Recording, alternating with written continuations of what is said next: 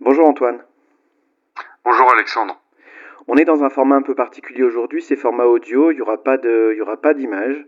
Donc on va faire en sorte que le son soit optimal avec les moyens qu'on a aujourd'hui. Et je voudrais te proposer qu'on commence cette université d'été entre toi et moi par un regard sur ce qui se passe aujourd'hui. Et puis on commence comme ça et on va voir où ça nous emmène, sachant qu'on va avoir une observation qui est concrète, pragmatique et aussi subtile, j'ai envie de dire, comme on a l'habitude de faire habituellement tous les deux. Donc, comment tu vois les choses aujourd'hui se passer, se dérouler? Ok. Euh, sur un plan observable physiquement avec les actualités du moment, je les vois comme une forme de haute résistance de la part des forces antéchrist qui actuellement en fait sont dans une course contre la montre. Oui, dans leur programme de capture de territoire, de colonisation et de d'aliénation d'une partie de l'humanité dans leurs agendas respectifs. Alors ça reste très générique, c'est plus une introduction. Ce que j'y vois de manière flagrante sur le plan international et particulièrement de ce qui se passe en Europe, c'est une bataille intense autour de territoires, autour de l'être humain, de son histoire, de son héritage, et j'entends pas héritage exclusivement par celui de l'histoire qu'on nous raconte ou des croyances ou d'une identité purement nationale, ethnique, etc. Mais tout simplement son histoire dans un sens plus large. Et actuellement, de ce que j'observe avec l'actualité mondiale et française, c'est ce qui est le plus ciblé occultement avec l'appareil politique, avec l'appareil idéologique, avec les différents groupes de population de la planète qui sont utilisés comme on peut le dire sans honte, sans gêne, utilisés comme une armée sombre. Je le vois comme ça. Mhm. Je pense. C'est la char à canon en fait, et c'est ce La qu'on caricature. ouais, c'est ce qu'on disait avec Céline, il y a pas plus tard qu'hier, où on a fait un enregistrement tous les deux, où justement c'est surtout essentiellement Céline qui intervenait et qui Ouais. amenait l'observation que c'était tous les peuples qui étaient où il y avait des tentatives sur lesquelles il y avait des tentatives d'assujettissement, c'est-à-dire que Oui. la nuance qui est importante de mettre, c'est que c'est pas seulement la France, ça se passe dans plusieurs pays dans le monde et que les dindons de la farce, on pourrait dire ça de façon triviale, restent les peuples, les collectifs, les communautés en fait qui sont utilisées en fait dans ce game que moi j'ai vu tripartite, les pro-islamistes, les pro-sionistes, les pro-chrétiens, et que dans le game, l'idée c'était de malgré tout retirer son épingle du jeu, c'est-à-dire que chacun à sa façon, encore une fois, ça aussi c'est en préambule, il ne s'agit pas en fait de convertir qui que ce soit à une quelconque idée que ce soit, et que chacun aura sa propre façon de faire, sa propre façon d'agir actuellement, qui sera là aussi singulière, à la fois dans la matière et à la fois subtilement parlant, ça je le rappelle aussi. On a des capacités d'intervention en fait subtiles qui sont pas négligeables, ça aussi on peut se le dire tranquillement aujourd'hui en fait, parce que il y a eu suffisamment d'informations qu'on a relayées tous les deux pour en arriver à dire les choses de façon simple, pour qu'elles soient entendues par certaines personnes. Il ne s'agit pas de rallier encore une fois en fait toute une communauté à ce qu'on peut dire, mais de partager encore une fois ce qu'on voit aujourd'hui et la façon dont on se positionne, la façon dont on agit concrètement. Tout à fait. On on n'attaque pas directement les musulmans, ça on va le préciser quand même. Ouais, Euh, dans tout ce qu'on peut dire dans cet audio, ça n'implique absolument pas qu'on attaque personnellement les musulmans. ni les musulmans, ni les chrétiens, ni les juifs, Mhm. etc. Mhm. Et que le descriptif qui est fait, qui peut être incisif, n'a pas pour vocation ni pour intention en arrière-plan d'y vouer une quelconque animosité ou haine personnelle envers ces groupes-là.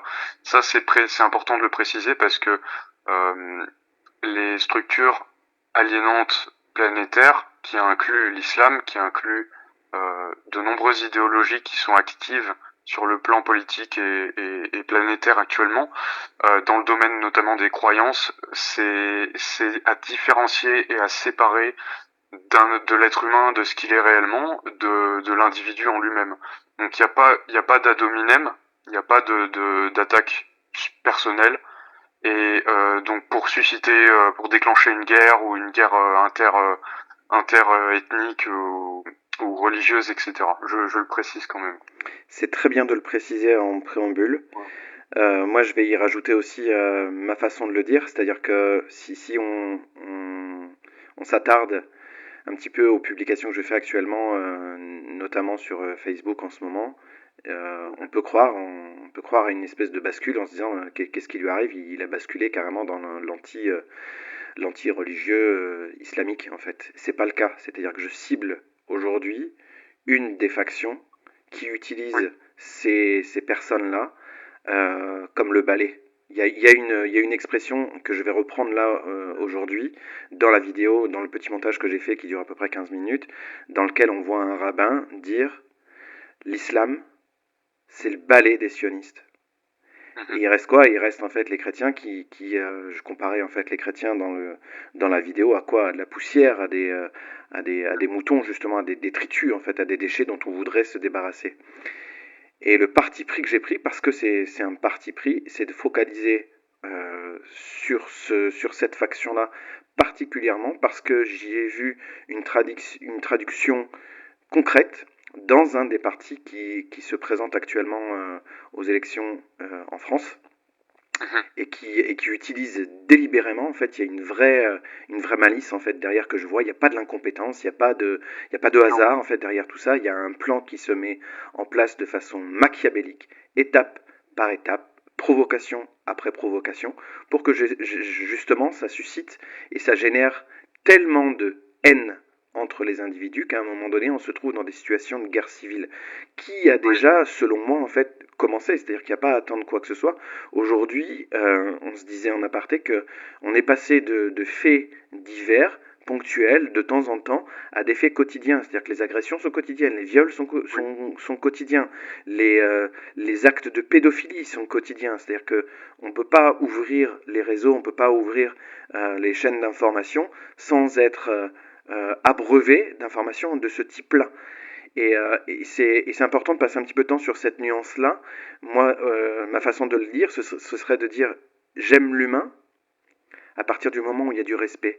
J'ai dit le respect appelle le respect. C'est-à-dire qu'à partir du moment où tu vis ta religion, et quelle que soit la religion, de façon personnelle, dans ton environnement personnel, et qu'il n'y a pas de tentative, justement, ni de conversion, ni de vouloir convaincre les autres que l'islam c'est la meilleure, qu'il n'y a que l'islam, il n'y a que Allah, en fait, qui va nous sauver, mais grand bien t'en fasse. Il y aura du respect.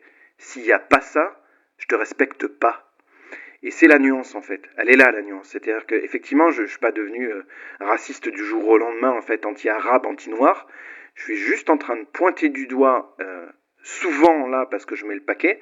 Dernièrement, tu m'as dit c'était comme un bulldozer qui a enclenché la première. Il y a autant de puissance qu'un bulldozer qui a enclenché la première, parce que je vois ce qui se trame en dessous est dégueulasse est vraiment Oui. dégueulasse. Pour les deux parties, pour les trois parties même, on pourrait dire, pour la religion hébraïque aussi pareil.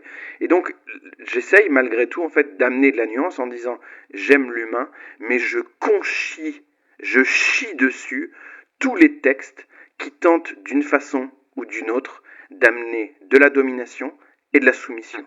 Voilà, ce que tu viens de dire, c'est le doigt, on met le doigt sur cette imposture qui s'est confondue avec avec Dieu, avec l'humain, et qui aujourd'hui cherche à dominer par le biais des croyances sacrées, justifier tout, toute démarche de conquête, qu'elle soit idéologique, territoriale, etc., par ce biais-là.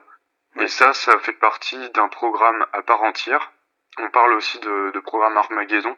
Programme Armageddon, pour moi, c'est tout ce qui est lié aux lignes temporelles artificielles qui sont affiliées aux religions abrahamiques. En fait, le plan en fait de machiavélique, comme tu le dis, inclut ce logiciel-là, ce programme-là, d'utiliser chaque égrégore religieux pour justifier une guerre sainte, une guerre de conquête, une guerre de territoire, mais où l'humain n'est pas le vainqueur, c'est la force qui pilote l'humain à travers ses croyances, à travers cet égrégore qui remporte la victoire. Et ça s'est passé toujours dans l'histoire ainsi. Il n'y a pas l'humain n'est pas vainqueur dans une guerre. Ça n'existe pas. C'est la force guerrière satanique qui est vainqueur dès lors qu'il y a du massacre, comme tu dis, dès lors qu'il y a de la domination, qui a tout simplement des actes horribles qui sont affiliés et qui sont la marque de cette force-là. Donc, déguisé, comme on dit, pour moi, le diable se déguise pas en méchant. Il se déguise toujours en quelqu'un qui va proférer le bien au nom d'eux. Et les actes qui vont être commis sont à l'opposé de ce qui est prôné, enfin de ce qui est prétendu. Et c'est là qu'on reconnaît justement la signature des forces sataniques, c'est quand les actes sont complètement différents de ce qui est, tu vois, par la parole ou par les discours prônés. Tout à fait. Prenons l'exemple de au nom d'Allah. J'ai tué Voilà. au nom d'Allah, j'ai violé au nom d'Allah, j'ai massacré, j'ai lapidé, j'ai torturé au nom d'Allah. Il y a une vraie contradiction. Il y a une vraie contradiction. Tu peux pas invoquer Dieu et faire de la merde ensuite. Impossible. Impossible. Derrière, j'y vois une marque de fabrique aussi de tenter d'endormir, de tenter de séduire. Il y a la séduction en fait derrière. C'est-à-dire qu'on te vend quelque chose de très séduisant, de très attrayant au demeurant, pour qu'au final, l'humain soit utilisé comme une marionnette à faire des atrocités, à réaliser des atrocités. Et c'est important de rappeler aussi à mes yeux que l'humain, en essence, essentiellement, il sait que c'est pas intelligent d'aller tuer un autre humain. Il sait que c'est pas intelligent d'aller violer un bébé. Ça montre qu'à ce moment-là, il est investi de forces qui n'ont rien à voir avec l'humain. Il ne s'agit pas, ça on se l'était dit aussi plusieurs fois il me semble, qu'il ne s'agit pas de parler des forces de l'ombre de l'humain, c'est pas les forces de l'ombre de l'humain, c'est pas l'humain qui commet ces actes-là, c'est pas humain. C'est-à-dire qu'au moment où elles se manifestent, l'humain il est plus aux commandes. L'humain il est utilisé, c'est ça, comme un pantin de bois en fait, et effectivement il devient le vecteur passif, même pas observateur, c'est-à-dire que on peut se dire aussi qu'au moment où l'acte est commis, il y a un espèce de sursaut et de réveil. Certains auraient peut-être la façon de dire mais qu'est-ce qui s'est passé, parce que qu'est-ce qui s'est passé en fait pendant ce moment-là, j'étais même pas là en fait. L'humain n'est plus là à ce moment-là. Il a perdu les commandes. Tout à fait. Le phénomène de possession est très présent dans les religions, justement pour cette raison, et particulièrement dans toute idéologie ou tout dogme qui implique des actes sataniques. Donc, est-ce que c'est un raccourci de dire ça? Je pense pas. Je pense que la religion islamique telle qu'elle est aujourd'hui dans sa figure de conquérante et de domination, elle est satanique de nature. Pas l'être humain qui est dans la croyance est satanique, mais cet égrégore, la force qui est derrière Allah, c'est pas Dieu. C'est pas ce qu'on appelle Dieu, qui pour rappelons-le quand même, ce n'est pas un être, ce n'est pas une personne, et il n'a pas de nom. Enfin, il a pas un nom de figurant. Oui. Donc, même si on emploie le mot Dieu ou on emploie un autre mot, on ne parle pas de quelqu'un quand on parle de ça, et encore moins de quelqu'un ou d'un être qui a des intentions, qui a un projet humain, un projet comme un ego pourrait avoir, ou avec du ressentiment, de la jalousie, de la haine et des pulsions meurtrières. Ça, c'est un faux Dieu. C'est pas un vrai Dieu. Tout à fait. Et ça, il y a Alexandre, il y a une dissonance forte en ce moment entre les actes, entre ce qui est perpétué et entre ce qui est prôné. Comme tu disais, au nom de Dieu, tous les massacres qui sont faits au nom de Dieu, les viols qui sont faits en son nom, c'est la marque directe d'une possession et du satanisme pur. C'est pas dépouillé de tout dogme ou de toute religion. C'est la force satanique qui est, pour appelons-le, une force parasite, donc une force qui est coupée du principe de vie, qui est coupée de l'intelligence, je précise, l'intelligence source. Donc quand on est coupé, elle garde une intelligence résiduelle, mais qui est plus du tout sourcée et alimentée par l'intelligence première. Donc quand il y a cette force parasite qui rentre dans le champ planétaire, elle s'exprime par le principe de l'inversion, le fait d'inverser le sens des mots, le fait d'inverser une religion, d'inverser un archétype. Une fois que cet archétype est renversé, cette force-là peut s'incarner, parce que tout fonctionne par archétype. Quand tu vas nourrir une certaine forme, qu'elle soit religieuse, qu'elle soit idéologique, ou même dans les ondes de forme de nos vêtements ou de notre être, comment on se comporte, en fait, ça va correspondre à certaines bandes de fréquences qui vont être comme attractionnées. Et l'attraction la plus dominante chez ces groupes violents, et je reviendrai sur ce terme violent, la violence, en fait, c'est une des portes, en fait, pour incarner cette force-là, eh bien, cela archétype la force satanique dans la matière. Je précise encore une fois, des viols, il y en a commis par des représentants de toutes les religions. Il ne s'agit pas de dire que seuls les islamistes sont des violeurs, ou seuls les islamistes se marient avec des enfants. Il n'y a pas de débat là, en fait. C'est-à-dire que moi, on m'oppose souvent en ce moment, mais c'est logique, vu comment je martèle, c'est logique et je m'y attendais. Oui, mais regarde les viols qui sont commis par les chrétiens, regarde les viols qui sont commis par certains juifs. L'énergie satanique n'a pas de préférence, en fait. C'est-à-dire que partout où elle peut investir, elle investit. La force satanique n'est pas raciste. Exactement. Elle est ouverte. Elle est mondialiste. Ouais, c'est ça. Qu'il ne s'agit pas de fustiger et puis d'isoler une certaine population. J'invite simplement à voir que moi j'appelle ça les invasions barbares, mais les élans de prise de possession de certains territoires actuellement, il se trouve que ce sont des islamistes en fait qui arrivent sur des terres qui ne sont pas les leurs. Et c'est un constat, c'est factuel. C'est regarder ce qui s'est passé à Ceuta, ce qui se passait déjà en France. Il y a déjà eu, moi là où j'habitais précédemment, il y a quelque temps, il y avait des camps. Il y avait des camps de quoi? D'islamistes, de noirs, d'arabes. Oui. Qui du jour au lendemain sont devenus des lieux infréquentables tellement c'était violent. Et il se trouve que c'était pas des Israéliens, il se trouve que c'était des Noirs et des Arabes, des Marocains, des Algériens, des Noirs venus d'Afrique. Là encore, c'est pas en disant ça que je deviens raciste, c'est en constatant ça. J'ai constaté ça, c'est un constat. Et donc mon constat ne fait pas de moi en fait quelqu'un qui devient fasciste, qui devient nazi. C'est pas il n'y a pas de lien de cause à effet, il n'y a pas de logique à arriver à cette conclusion-là, en fait. Moi, j'insiste beaucoup là-dessus, parce que souvent, c'est le réflexe. C'est tout de suite, bah, t'es raciste, t'es fasciste, t'es anti-ceci, anti-cela. Non, on constate qu'il y a une masse ingérable qui arrive à des endroits. On ne pourra pas, en fait, gérer la misère de ces personnes-là. C'est pas possible. Non. C'est pas possible, c'est pas assimilable. C'est pas assimilable.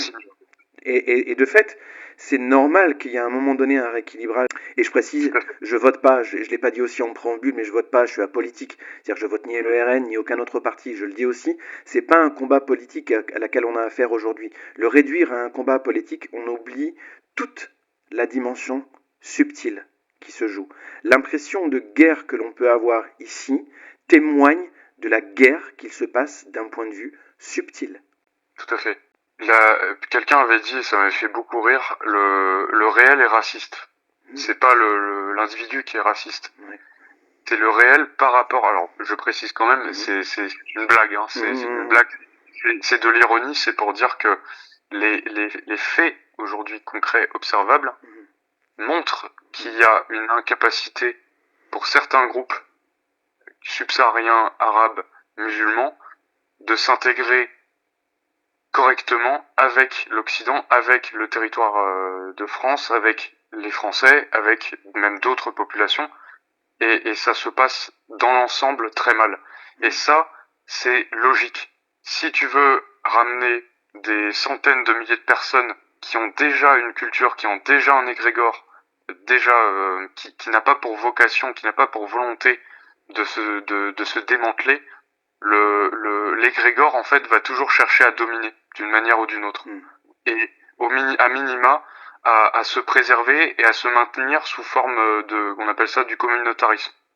Donc de toute façon, si on balaye ces réalités en faisant semblant qu'elles n'existent pas, ça entretient encore plus ce climat de pourriture en fait dans lequel on est actuellement. C'est au-delà d'une ethnie, je l'avais dit à quelqu'un, l'ethnie n'est pas le seul critère, enfin l'ethnie, je parle de la génétique, on va dire la génétique humaine différenciée par couleur de peau, etc. Parce que c'est les gènes porteurs de mémoire collective fortement apparentés à des barbares ou à des pillards ou à des massacres, etc.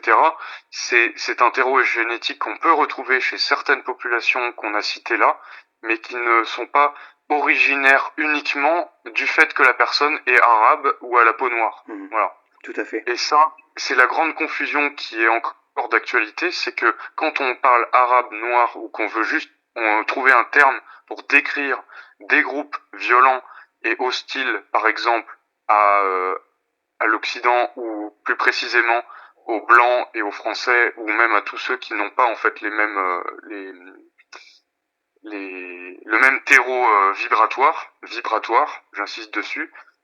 C'est juste un terme. Le terme, en fait, il va plus loin que ça. Il décrit l'ascendant mémoriel subtil, génétique, qui s'est introduit à travers ces groupes-là. Et là, c'est là qu'Alexandre, on en avait déjà parlé tous les deux, de l'hybridation alien. Donc alien, rappelons-le, ça veut surtout dire étrangère donc à l'humain, qui s'est implémentée de manière plus ou moins importante selon certaines populations, certains groupes.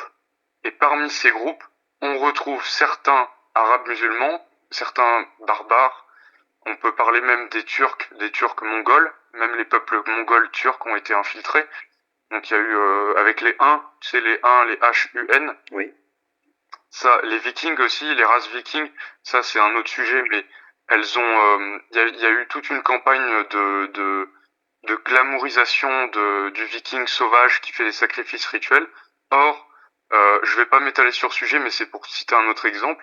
Ces races-là, là on peut parler de races, ont été manipulées, altérées génétiquement de sorte d'être des races violentes pour combattre justement d'autres groupes humains qui existaient sur la planète. Donc là, par exemple, je vais préciser les Celtes, par exemple. Voilà.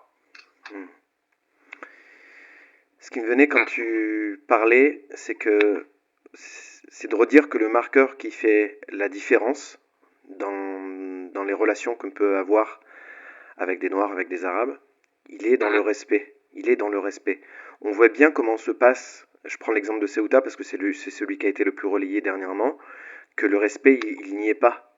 Il n'y a pas ça. Donc comment les habitants de cette ville-là peuvent accepter et accueillir à bras ouverts des hommes essentiellement, des hommes entre la trentaine, la quarantaine, des hommes dans le fort de l'âge, en fait, j'ai envie de dire, qui soient clairement hostiles contre les autres. C'est impossible. C'est impossible. Si on imagine à l'inverse, c'est comme si nous, en fait, on allait occuper le Maroc, on allait occuper l'Algérie, et qu'on venait avec des intentions claires de destruction, de pillage, de viol, de saccage des biens, de vol, de tout ce qui est le pire, en fait, à l'encontre d'un autre humain. Et puis qu'on disait, comment ça se fait que vous ne nous acceptez pas, on veut un travail, on veut un logement, on veut aller là et pas aller là, on veut. On veut quoi? Tu soulignes le malaise qu'il y a aujourd'hui, c'est que ces groupes, ces individus se cachent derrière la victimisation, derrière la carte de la victimisation pour justifier leur comportement. Et même si ils n'ont pas pour moi, ils ont un niveau de conscience complètement arriéré. Oui. Ces groupes-là. Ils sont attardés, mais attardés dans le mauvais sens du terme. C'est pas sur le ton de la plaisanterie, Non, j'entends. c'est vraiment réel. Quand on les entend parler, quand on les voit même physiquement, Ouais. c'est pas vraiment des humains. Alors, ça, je pense qu'on va arrêter, Alexandre, au bout d'un moment de se justifier parce que là, on commence à s'échauffer. Ouais. Mais quand je vois des individus qui rigolent, qui jouissent ou qui ont une forme de sadisme quand ils se battent, ou pour eux c'est presque, tu sais, un sport, Fight un Club. sport voilà, comme de l'équitation, comme quand tu vas faire de l'équitation ou du tennis. Eux, tu vois que leur sport, c'est de se battre, c'est de terroriser des gens, c'est de jouer en tout cas de ça. Voilà. Ça, c'est même pas que c'est incompatible, c'est que ça n'a rien à foutre sur le sol européen. Ça n'a rien à foutre non plus sur n'importe quel sol. Mais bon, ça c'est, je vais être un peu catégorique là-dessus. Ces individus, tout individu, peu importe sa nationalité, peu importe son histoire personnelle, etc., dès lors qu'il représente un danger pour autrui, en particulier pour les enfants, pour les femmes, qui sont extrêmement ciblés en ce moment en Occident, et comme tu l'as dit à Ceuta, il y a à ce jour, il y a une quinzaine de viols recensés du côté des Ceutis, donc des habitants de la ville de Ceuta, dont quelques enfants, si je ne m'abuse. Ouais. Donc rien que ça, c'est de trop, en fait. C'est plus que suffisant pour justifier une expulsion par la force ou une expulsion tout court si ça se passe bien. Mais dans tous les cas, si toute tentative de débattre, de nuancer après que de tels drames aient eu lieu dans la ville, après que la population soit terrorisée, n'ose même plus sortir de chez elle pour beaucoup, rien que ça devrait être la fin du débat. On ne devrait pas chercher à tergiverser sur est-ce que ces gens-là, on va les accueillir ou pas. Et c'est ça, la maladie qu'on a en Occident, c'est le manque de fermeté, et particulièrement dans les pays triangulaires là, avec l'Angleterre, la France, l'Allemagne et tous les pays de l'Union européenne, en fait, il y a un manque cruel de fermeté et donc d'esprit. Pour moi, on a dépouillé l'homme, l'homme avec un grand H, de sa fermeté, de sa force, de son masculin. Pas du masculin, bien sûr, dominateur et lunaire, pas le masculin lunaire, mais le masculin solaire, le masculin aussi qui tranche et qui met une limite à tout ça. Et pire, on a utilisé l'empathie suicidaire pour justifier que le masculin, c'est quelque chose qui est forcément violent et qui est à éliminer du champ planétaire, étant donné le passé violent en fait que l'humanité a pu connaître à travers cet archétype. Mais ce qu'on n'a pas dit, c'est que autant le féminin et le masculin ont eu une version lunaire, ont une version lunaire, les deux. Hein. J'insiste sur le point de la consanguinité. C'est-à-dire que moi, je l'ai mis en avant dans la dernière vidéo que j'ai diffusée en parlant de bédouins consanguins. C'est-à-dire que ça va au-delà de la blague, comme tu disais. Ça va au-delà du bon mot. C'est-à-dire que c'est un fait observable.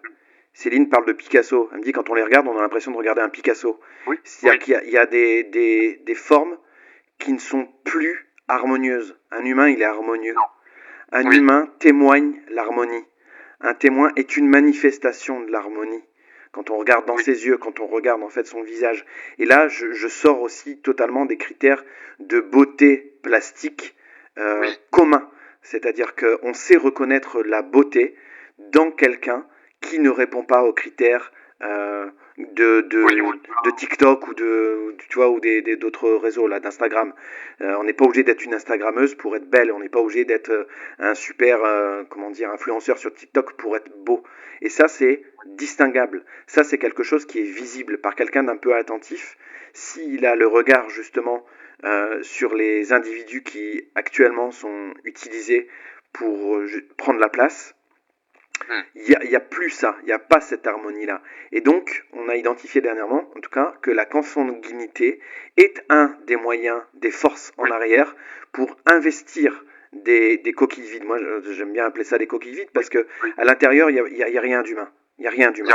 C'est qu'une enveloppe. C'est-à-dire que c'est une enveloppe charnelle qui est investie de forces dévastatrices. Tout à fait. Et ça se voit, et c'est visible. Et dernièrement, tu m'en as envoyé une que j'ai trouvée finalement et que je vais relayer, où on voit un grand black en fait s'entraîner qui est en train de Oui, faire des tractions là. Et ben, on voit bien en fait, il y a quelque chose, et on le voit souvent, c'est pas un scoop, on le voit quand on regarde dans les yeux. tout à fait. C'est aussi un marqueur, c'est aussi une façon en fait de faire la nuance entre ce qu'est l'humain et ce qui n'est plus l'humain. Cette Tout distinction-là, à c'est fait. comme si on peut en avoir besoin en fait tous individuellement, dans des moments justement où on peut se retrouver individuellement agressé et de savoir en fait à qui on a affaire. On a cette capacité-là de déceler ça en fait, de voir ça et de se positionner de fait et de retrouver justement cette capacité de dire non à ce qui se passe. Tout à fait. Mm. Tu fais Ouais. bien Ouais, pardon, vas-y, Alexandre. L'humain dont tu parlais, en fait, il a la capacité aussi de protection.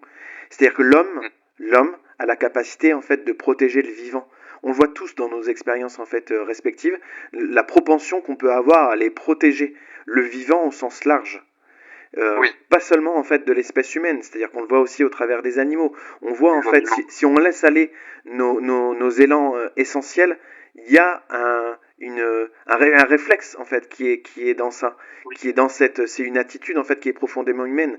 Dans certaines des personnes qui arrivent ici, il n'y a pas ça, il n'y a pas ça. Non. Il y a la volonté de détruire. Il y a volonté de détruire. Je dirais même que certains animaux, comme je pense tout de suite Alexandre aux mammifères marins, Oui. certains mammifères marins Mhm. sont plus conscients et avancés que l'exemple avec ces individus. Tout à fait. Oh, mais j'en suis convaincu. Je suis convaincu que certaines consciences cétacées, par exemple, sont plus humaines alors précisons humaines dans le sens euh, euh, en raccord avec la vie, le principe de vie, que certains individus qui ont des corps humains, humanoïdes, mais qui n'incarnent pas l'esprit humain, l'esprit humain originel, on va dire, Oui. autochtone rappelons-le, à cette planète Terre. Voilà. Et c'est là qu'on parle d'aliens.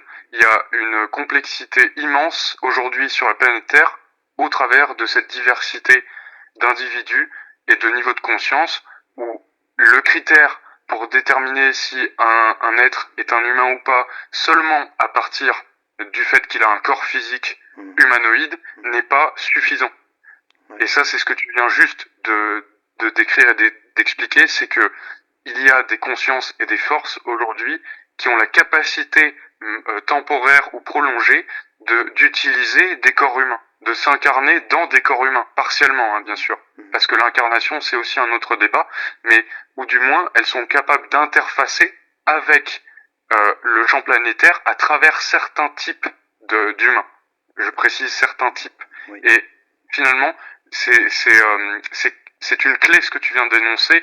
L'humain a l'instinct de préservation et de protection du règne vivant, quel qu'il soit. Donc quand le règne vivant est attaqué, que ce soit avec cet été où on en a eu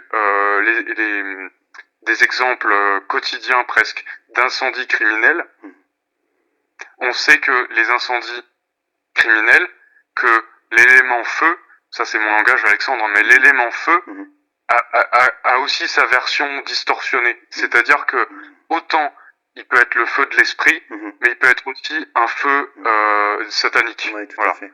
Tout à fait. Et dans le cadre d'un incendie criminel intentionnel, dans un but destructeur, l'élément feu est détourné de sa fonction première, donc sa fonction vitale, et dès lors, il se transforme, il est utilisé dans une optique de destruction satanique. Et quand je dis destruction, c'est satanique. Je joins satanique et destruction juste précisément dans ce type, tu vois, d'opération.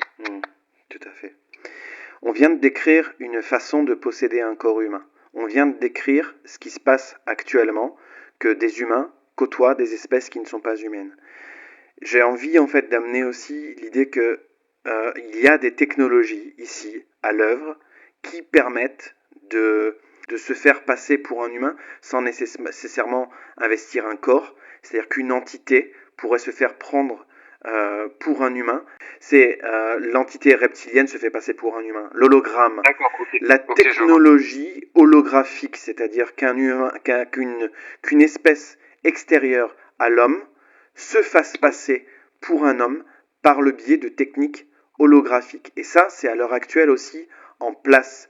C'est-à-dire que s'appuyant sur la physique de l'œil humain qui est capable de détecter seulement certaines fréquences, et ça on peut en fait en avoir une idée simple en voyant en fait certains animaux, les chiens, les chats voient des choses que ne voient pas en fait les humains parce que leur œil n'est pas fabriqué de la même façon, parce qu'ils ont accès à certaines fréquences que eux ont la capacité de voir et que l'humain n'aura pas la capacité de voir. Les technologies holographiques à l'heure actuelle permettent aussi des invasions d'êtres qui n'ont rien à voir avec l'humain, à l'heure actuelle. À l'heure actuelle et depuis déjà longtemps, mais à l'heure actuelle, rappelons-le, parce que en cette période-là où les informations en fait nous arrivent et certaines informations sont diffusées plus largement, c'est quelque chose qu'il est nécessaire, utile de prendre conscience à l'heure actuelle. Tout à fait. Le mot que tu cherchais m'évoque tout de suite la faculté métamorphe des consciences reptiliennes. Ouais. Et le shape-shifting en anglais. Oui, c'est ça, c'est exactement ça. Shape-shift, c'est métamorphe en français. Okay. En fait, c'est une faculté spécifique aux reptiliens d'être capable de jouer justement avec l'hologramme. Tout à fait. Et là, c'est important aussi qu'on le rappelle et qu'on sorte de la sphère complot-plot. C'est-à-dire que ça nous met pas et ça ne nous catalogue pas en fait, dans les zinzins, en fait, dans la catégorie des zinzins avec du filtre aluminium en fait sur la tête pour se protéger. Il s'agit simplement en fait d'inviter à regarder certaines situations comme étant réelles sur ce plan. Ces entités-là se jouent en fait de l'humain, se moquent de l'humain, sont cyniques vis-à-vis de l'humain, sont haineux vis-à-vis de l'humain, sont provocatrices vis-à-vis de l'humain. Pourquoi en fait elles le sont ? Parce qu'elles sont dissimulées. À partir du moment où elles sont vues, elles n'agissent non seulement plus du tout de la même façon, et il y a un début de crainte en fait qui commence à cet endroit-là, parce qu'elles connaissent et elles savent la puissance à laquelle elles ont affaire en face. On a souvent parlé ensemble du traficotage de l'ADN humain, qui fait que l'humain, dans ce contexte-là, il est amenuisé. Mais l'humain n'est jamais coupé de sa contrepartie subtile, de sa contrepartie espritique. C'est-à-dire que le travail d'équipe qui s'est réactivé et qui se réactive de plus en plus depuis ces dernières semaines, ces derniers mois, se témoigne dans la capacité de l'humain d'intervenir depuis la matière, depuis l'avatar, depuis le terrestre, en concertation et en comment dire, c'est ça, un travail d'équipe avec sa contrepartie espritique. Et là, les entités en question savent qu'elles ont du souci à se faire, parce que ça peut se terminer jusqu'à la destruction. Je parlais de guerre tout à l'heure, la guerre subtile dont je parle, elle est pas visible à l'œil nu, mais elle est réelle. Elle est réelle, cette guerre, je prolonge ce que tu dis, elle est réelle, elle est palpable pour certains d'entre nous, dans le sens que c'est une guerre interdimensionnelle, et ce qui peut être frappant, c'est que sur la scène mondiale, il y a une incompréhension de tous les jeux de force et les mouvements qui ont lieu sur plusieurs plans en même temps, mais certains sont conscients que tout se retranscrit à partir de ce qui se passe aussi subtilement dans la matière.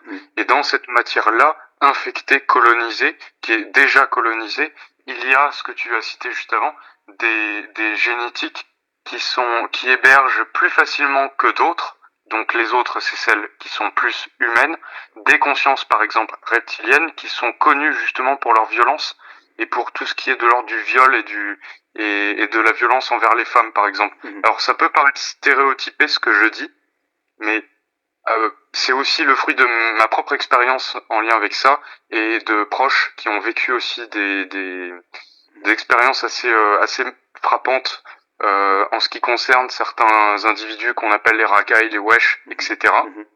J'avais une connaissance proche qui avait une capacité subtile de voir dans le subtil.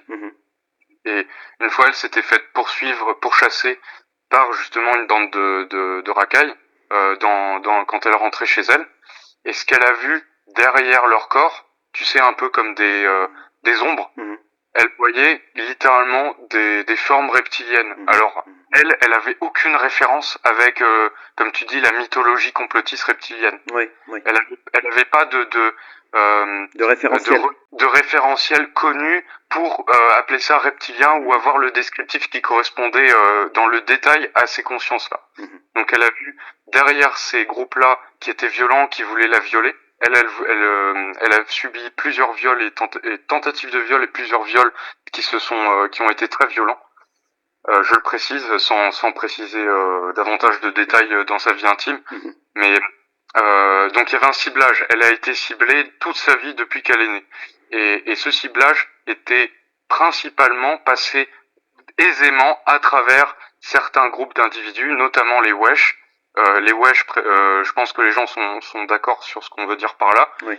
Et donc ces êtres déracinés qui baignent en fait dans la violence et dans des courants descendants hébergent facilement, aisément ce type d'entité reptilienne. Alors reptilienne, dans mon vocabulaire, ça ne décrit pas un stéréotype alien nécessairement. C'est avant tout en fait une certaine bande fréquentielle qui correspond à des entités déchues parasites et qui ont des attributs d'abord qui sont apparentés à tout ce qui est violent, à tout ce qui veut détruire, à tout ce qui veut agresser, intimider, à ce qui aime la peur, ce qui jouit de sadisme, etc.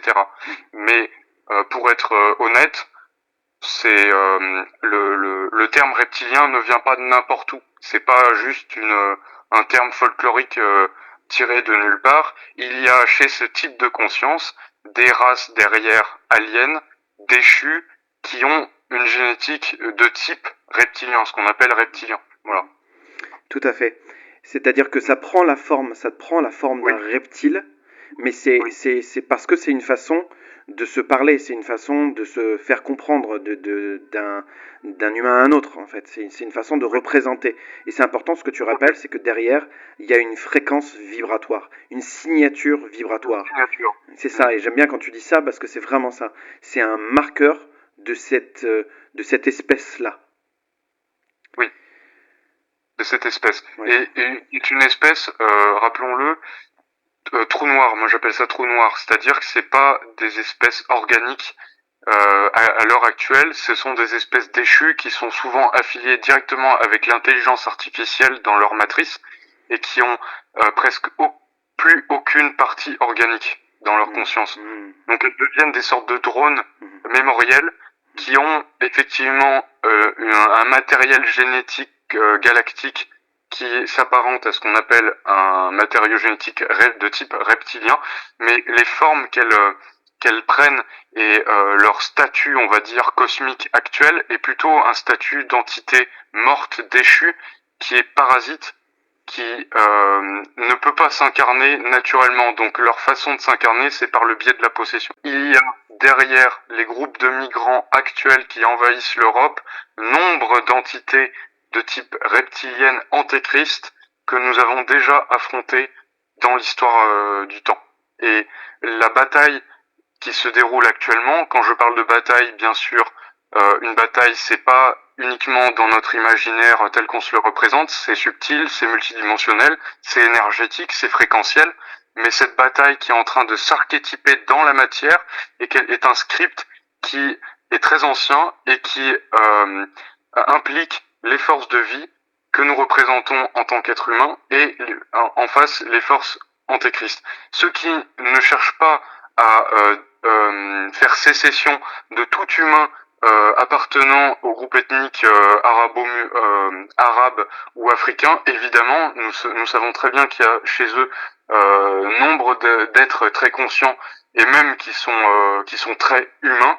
Mais là, on décrit, on est obligé en fait d'être plus précis et de décrire à travers ce flux migratoire, à travers majoritairement les vagues migratoires, et on va plus dire migratoires, on va dire les invasions actuelles sur le territoire, par exemple, occidental, canadien, asiatique, etc., des entités, je répète, antéchrist, je vais utiliser des termes qui me sont propres, Anunnaki, reptilienne, géovique, de Jéhovah, donc tout ce qui est Yahvé, etc., le dieu vengeur jaloux qui est le même derrière Allah, Parce que Allah et Yahvé, c'est la même entité, c'est juste il s'est exprimé à travers deux branches, celle du judaïsme et celle de l'islam. Mais on retrouve le même, tu sais, Alexandre, le même Dieu vengeur et Oui, jaloux. oui, C'est la même chose, en oui, fait, derrière. oui. Ce collectif-là, si on peut parler de collectif, cherche à tout prix à coloniser l'humain, donc la planète, donc aussi les territoires sur lesquels les humains actuels Christos, alors Christos, je précise, c'est en référence au cristal, à la matrice cristalline de l'humain, ça n'a pas de référence au Christ ou à la religion chrétienne, je le précise quand même. Et ces deux factions, c'est plus que des factions, ces deux forces sont en train de s'archétyper dans la matière.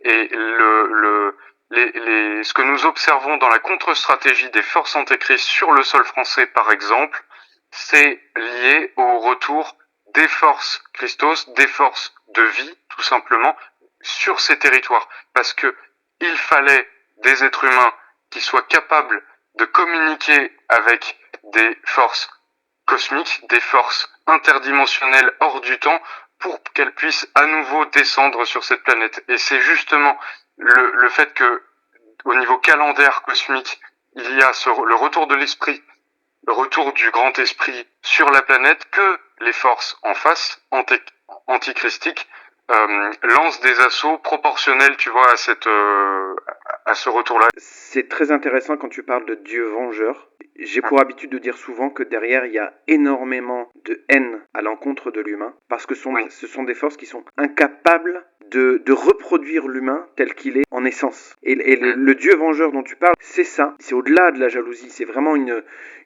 haine, quelque chose de viscéral, parce qu'il n'arrive pas à la cheville de l'humain christique dont tu parles. Oui. Oui. La réalité, elle est là, en fait. C'est-à-dire qu'on peut avoir ponctuellement une impression d'impuissance, de ne pas pouvoir faire quoi que ce soit ou pas grand-chose vis-à-vis de ce qui se passe. C'est une erreur. C'est un conseil de guerre qu'on est en train de faire. C'est-à-dire que si vous écoutez la succession des vidéos qu'on a pu faire en fait avec Antoine, ce sont des successions de conseils de guerre. De délimiter, de tracer le plan sans plan. Le plan, j'aime bien aussi, tu as une façon de l'appeler que j'aime beaucoup, c'est le plan stratège. Il y a une stratégie qui est subtile derrière. Moi, je le dis autrement, je dis que c'est sous-tendu par l'intelligence. Il y a un paradoxe derrière. On a l'impression d'avancer à l'aveugle, parce qu'il n'y a pas nécessité, il n'y a pas utilité, c'est pas tactique de communiquer le plan, mais on avance selon un plan. Si on accepte de rentrer dans cette espèce de paradoxe, la confiance revient, et ça réassoit, ça réinstalle, ça réaligne dans notre capacité à intervenir, à agir, à exprimer, à informer, à chacun à sa façon. On a cette capacité-là de rappeler qui on est dans notre expression, dans notre façon en fait d'être à l'autre, la plus respectueuse et la plus simple possible vis-à-vis de l'autre. Donc c'est pas quand je parle de conseil de guerre, la situation elle est grave à mes yeux parce qu'on est arrivé à une étape qui, s'il n'y a pas une réelle réaction suffisamment forte pour déjouer le plan de la partie d'en face, ça nous fait courir des risques. On en a déjà parlé ensemble, c'est pas la première fois que ça se passe. Ça aussi c'est un marqueur, ça aussi c'est une signature. Il n'y a aucune créativité, j'adore le rappeler ça, il n'y a aucune créativité dans ces forces-là. C'est tout le temps, tout le temps, tout le temps, tout le temps de la répétition. Il n'y a pas possibilité de faire du neuf. Ça, c'est envier. L'humain est capable de faire du neuf. L'humain, une fois qu'il s'est réinstallé dans sa globalité, dans l'instant, en dehors de l'espace-temps, il est capable de justement d'interventions neuves, qui n'ont jamais été mises en place en fait, à la fois dans son expérience et à la fois on peut voir ça de façon plus vaste dans l'humanité. Réasseoir des bases qui reposent sur le respect, notamment le respect, j'insiste dessus parce que c'est ce qui est le plus facilement visible, c'est possible. On ferait pas ça s'il n'y avait pas derrière la certitude de notre capacité à répondre à ce qui se passe. Tout à fait. Tout à fait. Hors de question de baisser les bras, c'est-à-dire que... hors de question. Hors de question de poser entre l'épée et d'arrêter de couper des têtes. Impossible. Impossible. On n'est pas constitué comme ça, c'est-à-dire que on a dans notre génétique, là je parle pour, on peut dire toi et moi, mais on n'est pas les seuls, qu'on n'a pas connaissance de la totalité de l'équipe au sol, mais on sait que certains agissent. Tout à fait. On sait que certains agissent et à minima, réduisent les dégâts potentiellement dévastateurs des plans, du plan des forces antéchrist à l'œuvre actuellement sur la planète. C'est-à-dire que ce qui est assez déroutant, c'est que malgré le contexte actuel, comme tu le soulignes, qui est périlleux parce qu'il y a des victimes, parce qu'il y a des viols, parce qu'il y a des meurtres, parce qu'il y a des tentatives éhontées de prendre en otage la population et de la faire souffrir et de l'aliéner toujours quotidiennement, malgré tout ça, il y a paradoxalement un différentiel énorme entre leur capacité pleine de destruction si justement elle n'était pas compromise comme c'est le cas en permanence actuellement. Il y a des réponses qui sont à la hauteur de la violence qui nous est infligée. Et ça, c'est bon de se le rappeler. Il y a des réponses qui sont à la hauteur de la violence qui sont infligées à l'humain. Céline dit souvent, en fait, ça fight. Donc, effectivement, on a cette impression de fil sur le rasoir. On est à cette période-là. Oui. Et aussi, en même temps, ce qui se passe, à établir des bases qui sont assainies de ces entités-là. On a une capacité de construire, de bâtir. On a des capacités d'architecte, subtilement parlant. D'établir et de témoigner de lignes de temps qui sont favorables à l'humain et de les ramener dans la matière. Ça, c'est un processus aussi qui est à l'œuvre. Dans le même temps que cette bataille-là, installer dans la matière des façons autres d'être à l'autre, justement. C'est deux choses qui se font de concert. Tout à fait. Ce que tu soulignes avec le rôle, la fonction d'architecte que nous détenons à un certain niveau, elle est participative de cette bataille et de cette guerre. La guerre, elle n'est pas au sens le plus strict, barbare. Elle est très subtile et souvent, elle est avant tout dans la terraformation. Et la terraformation, ça peut être de détruire un territoire et d'y installer des data centers, comme ça peut être de libérer certains territoires subtilement et physiquement d'une tyrannie ou d'une oppression autant élémentaire que physique, qu'atomique, que chimique, donc une forme aussi, tu sais Alexandre, de dépollution. Et cette dépollution que nous procédons en permanence, elle vient contrer directement les tentatives proportionnelles donc à ce que nous faisons de détruire et de grignoter toujours plus du terrain. Et en fait, cette bataille se situe précisément à ce niveau-là. Et nous, notre combat, il est souvent invisible parce que le combat, pour moi, il a été souvent encadré dans une forme, tu sais, très animale et très barbare. Mais et d'ailleurs, on est beaucoup testé sur ça en ce moment même avec ce qui se passe, c'est que ça me semble important de le rappeler, tout ce qui vient chercher en vous une bestialité incontrôlable comme réponse à ce qui est bestial et à ce qui est barbare, n'est pas ce qui est attendu réellement par nous, par l'humain, pour contrer ces tentatives. Je précise toutefois que la défense, évidemment, que se défendre quand on se fait attaquer, ça peut impliquer d'intervenir physiquement, mais ça, j'ai envie de dire, c'est l'intelligence qui le sait par instinct. Hein, on a un instinct qui est intelligent, et cet instinct-là, quand on nous le prive, Alexandre, d'ailleurs, ça donne de la naïveté, de l'aveuglement, où les gens se retrouvent dans des traquenards et se font dépouiller ou détruire. Mais l'humain, quand il s'habite entièrement, est plus puissant que ces forces violentes qui cherchent à intimider par la peur et par la violence leur suprématie. Donc ça, c'est le rapport de force qui est le plus difficile à imposer chez l'humain, c'est de se réapproprier sa puissance face à l'antéchrist, face à une force qui cherchera par tous les biais possibles à déstabiliser l'humain, à le détourner, à le décentrer de son axe, et donc à momentanément lui faire perdre, tu vois, lui faire perdre son épée de la main. Sur ce sujet-là, j'ai envie d'amener l'idée que l'antéchrist, dans la littérature ésotérique occulte, un être prendra la forme d'un être séducteur qui va réussir à embobiner tous les politiques, qui va embobiner tous les religieux et qui va embobiner surtout toutes les masses.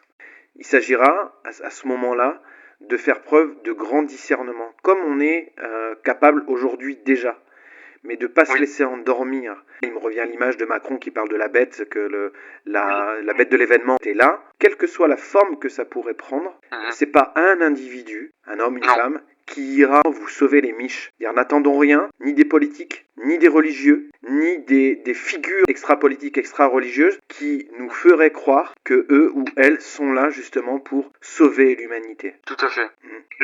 Tu fais très bien de le souligner et c'est juste ce que tu dis. Rappelons que l'antéchrist, ce n'est pas une personne, c'est pas un seul être.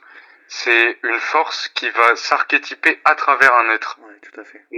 Ça peut se manifester à travers un président, à travers un chef ou à travers une personne qui peut avoir du charisme, mais souvent ce charisme, il est luciférien et donc il a un fort pouvoir magnétique, un fort pouvoir de duplicité. Et ça, c'est la spécialité de ces forces. C'est pour ça qu'on parle de malin. Être malin, en fait, le malin, il a cette particularité d'être rusé, d'être intelligent et de se faire passer pour ce qu'il n'est pas. Et quand l'humain est encore naïf ou est impressionnable à partir de ses critères de référence, il peut être plus facilement dupé, que ce soit par des extraterrestres ou par des figures influentes religieuses ou politiques. À ce titre, pour reprendre des exemples concrets, beaucoup de chefs religieux magnétiques ou même dans le développement personnel où la conscience luciférienne est très présente d'ailleurs, dans l'ésotérisme et dans le développement personnel, ces consciences sont déjà présentes. Donc, disons qu'en fin de cycle, ces mêmes consciences vont davantage se rapprocher de ce plan, tout comme nous rapprochons davantage de ce plan, c'est-à-dire dans la matière. Et le conflit final implique que ces deux forces se rejoignent, en fait, Elles se donnent pas rendez-vous pour un octogone. mais se rencontrent à la fin du cycle, justement parce que nous terminons ce long cycle de guerre Christ-Antéchrist qui remonte au commencement de l'être humain. Et en termes de répétition cyclique, ce qui me vient tout de suite, c'est qu'on a la capacité aussi de casser ces cycles, d'interrompre ces cycles. C'est-à-dire que ça aussi, ça fait partie de nos capacités. C'est quelque chose qu'on aborde souvent en fait avec Céline, au-delà du fait d'en parler. C'est-à-dire que là pour le coup, c'est un sujet de descente et justement de voir que la répétition, elle est aussi un marqueur de ces forces-là. À partir du moment où tu as vu un événement se répéter dans ton expérience individuelle, qui se répète au sens avec des personnages différents, avec à des temps différents, mais que le fond est toujours le même, c'est la signature aussi de ces forces-là qui ne cherchent justement, qui n'ont aucune créativité, qui cherchent à nous faire répéter sans cesse. On est à un temps où la rupture de ces cycles-là, vous avez déjà entendu parler en fait de l'Ouroboros, on est en train de s'occuper de l'Ouroboros et de couper ça, de découper ça. Mais pour faire le nécessaire pour que ça ne se reforme pas. Nulle part, ni ici, ni ailleurs, sur aucune ligne de temps. Tout à fait. Ce que tu dis, Alexandre, ça m'évoque instantanément tout ce qu'on pose par la parole, par le verbe, tout ce qu'on objecte, même avec l'actualité qui peut paraître anodine, actuelle, avec la thématique de l'invasion islamique, etc. En réalité, on coupe des lignes de temps, on les détruit. On a le pouvoir de les détruire. Donc ça, c'est ça pour moi le combat. Le combat, c'est combattre ces forces, c'est avant tout sur le terrain des lignes de temps. Parce qu'une ligne de temps, c'est comme un corpuscule qui n'est pas dense au début et qui va chercher à se solidifier de plus en plus. Donc quand la solidification, en fait, c'est lié à la manifestation. Quand elle a atteint un seuil de solidification, elle est capable de se manifester dans cette densité. Donc plus on est capable de contrer, que ce soit dans le subtil ou aussi dans la matière, quand on observe tout ça, toutes ces réalités, on peut littéralement détruire ces lignes de temps. Et notre ligne de temps, notre projet, qui n'est pas celui de Macron, il est pro-vie. Mhm. Il soutient la vie sous tous ses aspects, sous toutes ses formes, y compris au niveau architectural. Et si les architectures actuelles qui cherchent à s'implanter en Occident, en France, dans l'esprit humain, chez les jeunes générations, à travers toute la diarrhée qu'ils ingèrent politico-idéologique, etc., tout ça, c'est du pu. C'est comme une masse, un schisme, un déchet qui cherche en fait à se recycler à travers, tu vois, des corps qui seraient qui en seraient leur matrice. Et on ne veut pas être une matrice de l'antéchrist. On veut pas être une matrice de déchets. L'humain, c'est pas son but initial. Il n'est pas là pour exprimer le chaos, la violence et la décadence ou l'insanité. Il a un projet intrinsèque à sa nature dont tu parlais Alexandre au début, c'est de manifester le plan sans plan, que moi j'appelle le plan divin, mais c'est la même chose, sur Terre. Donc l'humain n'est pas sur la touche. Au contraire, il est pleinement participatif de ce combat Christ-Antéchrist, de manifester la vie à travers lui et donc par extension sur la planète Terre. Donc c'est pas une métaphore finalement quand on dit ça. C'est pas juste moi je pense à la beauté, je pense à ci ou à ça, donc du coup mon environnement va être comme ça. On sait très bien que c'est beaucoup plus profond que ça. Oui. D'incarner qui nous sommes veut dire est synonyme d'incarner la force, l'esprit de Dieu sur la planète. Donc ça n'a rien à voir avec un ego qui s'approprie ce qu'est Dieu, parce que Dieu c'est pas une personne, c'est pas une forme, c'est le contraire de tout ça. Ça n'a pas de forme, ça n'a pas de nom, etc. Mais par contre, quand cette force transcendantale s'incarne dans l'être humain qui est prêt, elle terrasse en fait littéralement tout ce qui n'est pas intègre. Et c'est là qu'on avait Alexandre parlé de plus en plus d'intégrité. Ces derniers temps dans nos échanges, l'intégrité, c'est la signature des forces de vie.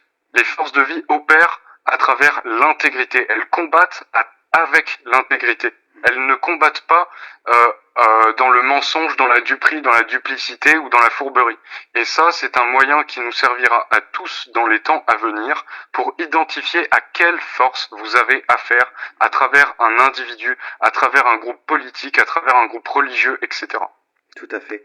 Une force pro-vie ne se sert jamais individuellement. Il y a pas de... Là, je pense au gourou la merluche. Oui. C'est-à-dire que quand on observe ces prises de parole, on voit bien que l'intérêt individuel prime. Je le prends à titre d'exemple, mais il y en a bien d'autres, évidemment, encore une fois. Mais lui, c'est flagrant, il a une posture de dictateur. Un être humain qui a reconnecté à qui il est, mais on est poussé par personne d'autre que nous-mêmes. C'est-à-dire que c'est notre contrepartie espritique qui nous file un coup d'épaule, quoi. C'est ça. C'est ça qui nous... La guidance, elle peut venir de là. Parce que souvent, en fait, ça peut donner lieu à une espèce de tournis et de pas savoir par quelle boule prendre. Si on s'écoute suffisamment, on sait ce qui est bon, on sait ce qui est opportun, on sait ce qui est cohérent, on sait ce qui est harmonieux pour nous et pour les personnes qui nous entourent. Il y a toujours et pour les personnes qui nous entourent, et pour les animaux qui nous entourent, et pour le vivant qu'il y a autour de nous. C'est-à-dire qu'une action, elle n'est jamais menée de façon indépendante et déconnectée de ce qui se passe autour de nous. Tenir compte de l'environnement, c'est aussi un marqueur. On ne peut pas faire autrement. Il n'y a pas possibilité de faire autrement que ça. L'action, elle devient évidente, elle se manifeste, et l'impression qui reste, c'est ok, c'est ça, c'était ça. Il n'y a pas besoin de rameuter des foules, et justement d'avoir une attitude de personnes qui hypnotisent ou qui endort complètement. On est à l'opposé des sectes, voilà, des gourous. On n'est pas des gourous, comme tu le dis très bien, et pour en finir avec cette forme abjecte de ce qu'est Dieu, quand on extériorise Dieu et qu'on le place comme un être extérieur, éloigné et supérieur qui nous dicte tout ce qu'on fait, rappelons que Dieu est indissociable de l'humain. Dieu fait partie de l'humain. Il fait partie en fait de tout ce qui est issu de ce qu'on appelle les forces de vie. Donc dès lors, il n'est sous aucune façon une forme ou un archétype en fait qui est dissociable de l'intelligence suprême de l'humain. Donc ça c'est pour détruire définitivement le concept de Dieu qui a été qui a résulté après avec de nombreuses guerres et massacres où les gens cherchaient à asseoir la domination de ce qu'est Dieu pour selon leurs croyances, mais Dieu c'est à l'opposé de tout ça. C'est ni une croyance, c'est ni un concept ou Ou une écriture, entité. ou une entité, Voilà. ou une écriture, ou qui se résume dans un texte, soit originaux, soit rapportés par d'autres. Ça n'a rien à voir avec tout ça. Non, Dieu c'est dans l'intimité que il se vit. C'est pas quelque chose qui va rien à voir avec la laïcité qui dévoie complètement le. Tout à fait. Tout à fait. Dieu c'est pas c'est indissociable du cœur humain. Et là le cœur je casse aussi ce truc là. C'est pas le cœur fragile. Le cœur fragile, astral, etc. Là, on parle vraiment du cœur esprit, du cœur esprit. Et Dieu, c'est comme un téléphone. Nos organes subtils, nos installations éthériques sont des stations de liaison avec ce qu'on appelle Dieu. Et dès lors, le projet humain, qui est un projet de vie, qui est un projet de protection de la vie, parce que c'est une des fonctions majeures de l'être humain dans son évolution, c'est d'être le bras, le prolongement de ce qu'on appelle Dieu dans la forme. Donc plus l'humain travaille, œuvre à sculpter son être, sculpter c'est pas avec son ego bien sûr, mais c'est avec tout simplement le fruit de sa propre transformation personnelle, plus l'humain converge vers vers cette direction, vers ce cap, plus il devient un agent de transmission, un vecteur de ce qu'on appelle Dieu dans la manifestation. Et ça, c'est la plus haute protection qu'on pourra bénéficier dans les temps à venir face à ce qui va dégringoler et à ce qui cherchera toujours à récupérer l'humain avec des croyances, avec le doute donc qu'il a de lui-même où il croit que c'est qu'une merde. L'humain, c'est pas une merde, c'est pas non plus un parti politique, ce n'est pas non plus juste une nation, c'est bien plus que ça, mais pour autant, ce n'est pas incompatible avec la défense de territoire, et je te propose, Alexandre, que nous concluons sur ce thème de territoire, Tout à si fait. ça te va. Ça me va très bien. Et moi, mon mot de la fin, ce sera une invitation que j'ai à vous faire reprendre conscience de la puissance de votre parole. C'est quelque chose qui m'a accompagné en fait pendant longtemps. C'est-à-dire que j'ai aimé donner la parole à des personnes que je connaissais pas. Au début, je le faisais sans savoir réellement pourquoi je le faisais, mais je le faisais. Et aujourd'hui, j'en ai davantage conscience.